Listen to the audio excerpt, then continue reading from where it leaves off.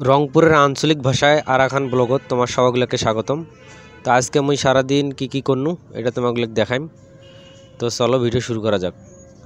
তো আজকে মুই এয়ারপোর্ট থেকে যাবার নাকছে যমুনা ফিচার পার্কের এদিক, যে কোনো যাত্রী মাত্রী আছে নাকি, সামনে যায় দেখো কি কাহিনীটা।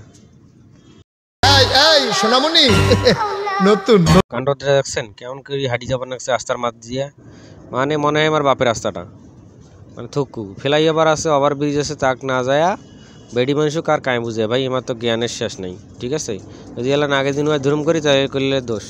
যাই হোক, বেডি মানুষ নিয়ে কথা না কাও, কারণ ওরা আছে পাওয়ারই বর্তমান। এই যে দেখছেন কাণ্ডটা হারি সোনামণি নতুন কার নাম্বার লাগবে ওয়াল দাও। আচ্ছা, একটা কাম করছে, রিক্সার পাঁচ পাকে মানুষ নাম্বার লিখিত, এটা কোনো কথা? হ্যাঁ, এটা আসি বিদ্যা এখন একে মনে করেন যে দুনিয়ার জামখান নাকছে, ঠেলি ঠুলি যাওয়া যায় কিনে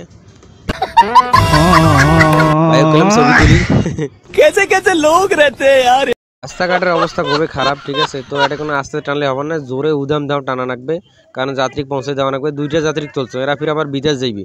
ঠিক আছে, এরা মেডিকেল করবে, এই জন্য যমুনা ফিচার পার্ক যাবার লাগছে। ও কইছে ভাই যাও, তোমাকে 500 টাকা দিয়ে মেলা কুদি হয়ে হোক ঠেলি ঠুলি যাও। তুমি সারতে দেখো আজ যাইবার পাও কি না।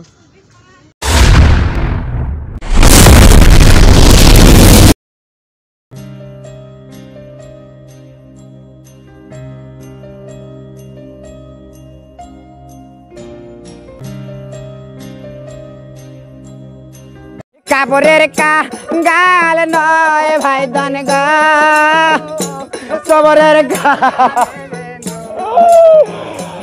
আমার লীলা চাল সবাবের।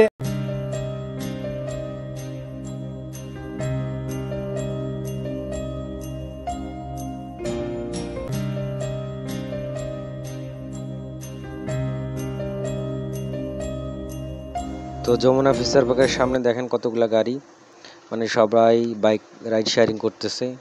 এখানে ছোট বড় ব্যবসায়িক সবাই আর কি, সময় পেলেই এখন সবাই রাইড শেয়ারিং করে। তো যমুনা ফিচার পার্কে যে রাইডসগুলো এগুলো বন্ধ হয়ে আছে এখন বর্তমান। এটা যদি চালু থাকতো আরও অনেক টাকা ইনকাম করতে পারতো তারা। এটা অ্যাক্সিডেন্টের কারণে এটা এখন বর্তমান বন্ধ। তো এখান থেকে প্রচুর টিপ হয় আর কি। তো এই বাইকে নিয়ে আসছিলাম আমি পান্থপথ, 250 টাকার ভাড়া। তো ভাই হচ্ছে টাকাটা দিচ্ছে আমাকে। তো এনাকে নামায় দেওয়ার পরে আরেকটা ভাইয়ের সাথে কথা বললাম।